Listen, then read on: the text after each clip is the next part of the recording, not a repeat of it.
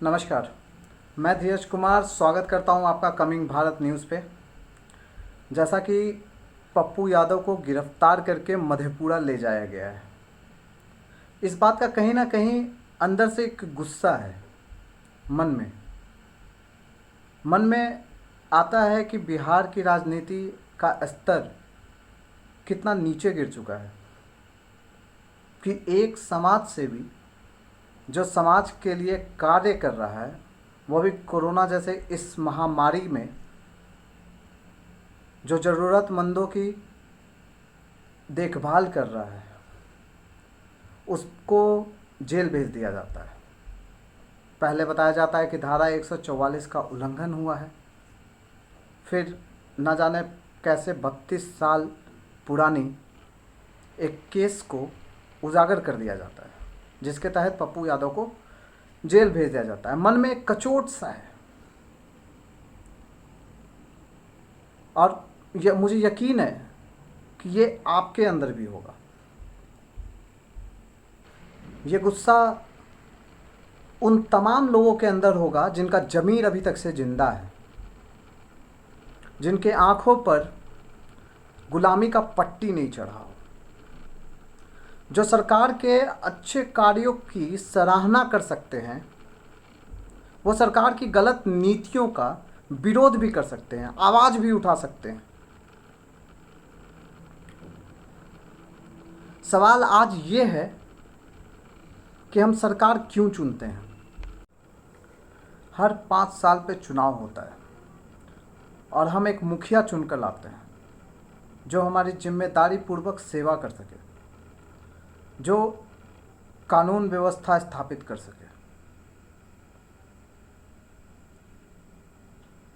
हम सरकार इसलिए चुनकर लाते हैं जो एक बेहतर समाज का निर्माण करने में सहयोग कर सके, जो एक ऐसा कानून व्यवस्था स्थापित करे जहां भय मुक्त इंसान रह सके, ना कि अनगिनत कानून लागू करके मजलूमों और गरीबों को उसके तले रौंदते चले,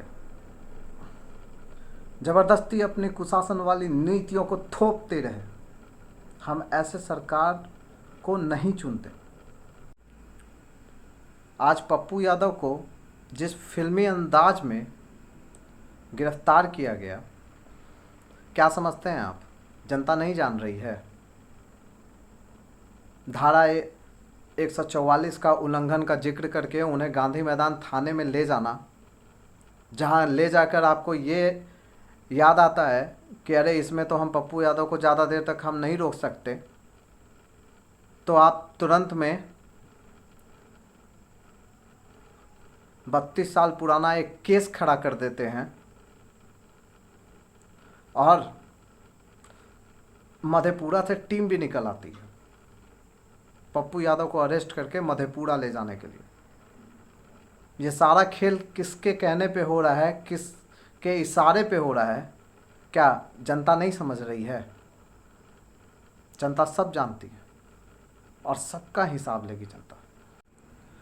पप्पू यादव की लोकप्रियता से सत्ता में बैठे लोग इतना डर गए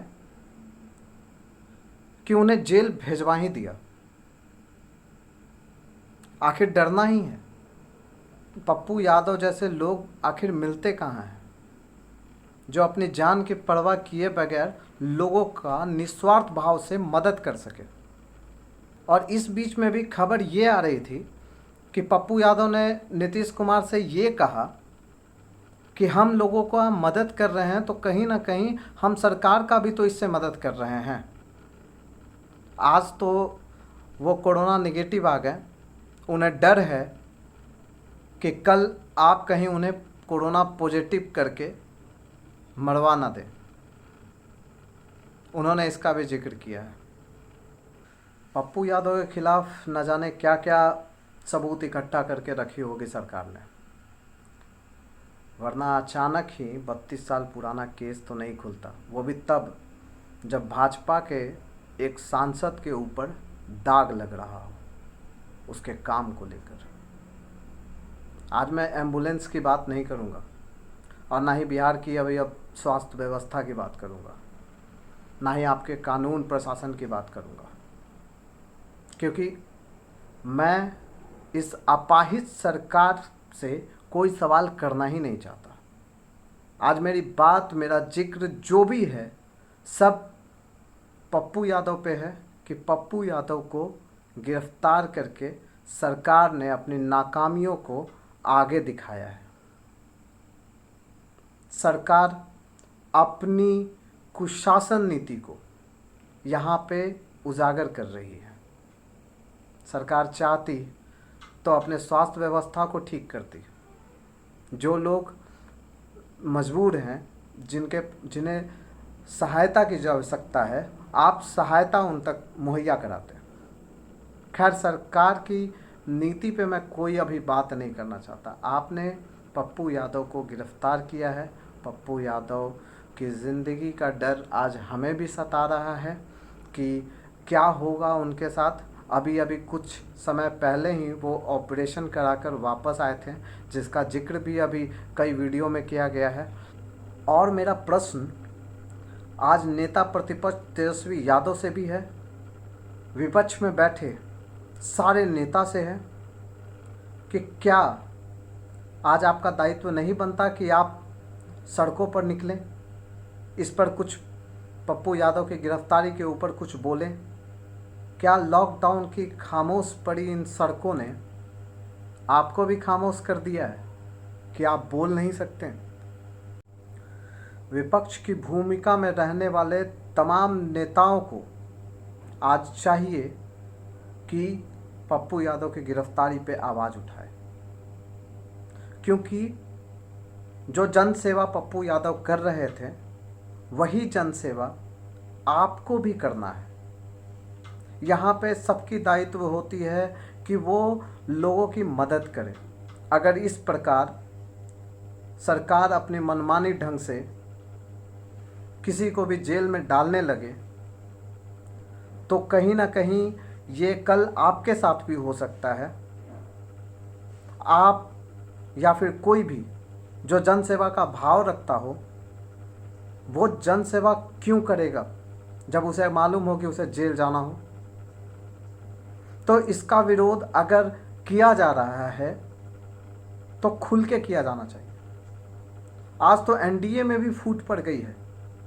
आज एनडीए, ये समझिए कि एनडीए के महकमे से जब मुकेश सहनी और जीतन राम मांझी ने पप्पू यादव के गिरफ्तारी का समर्थन किया, उसे खुलकर बोला, अपने ही सरकार के खिलाफ बोला, तो क्या आप नेता प्रतिपक्ष और विपक्ष में बैठे तमाम लोगों के पास इतना पावर नहीं है कि वो सड़क पे आए, वो आगे बढ़े और एक जन नेता जो लोगों की आवाज़ बनते जा रहा है उनके लिए आवाज़ उठाने में मदद करे?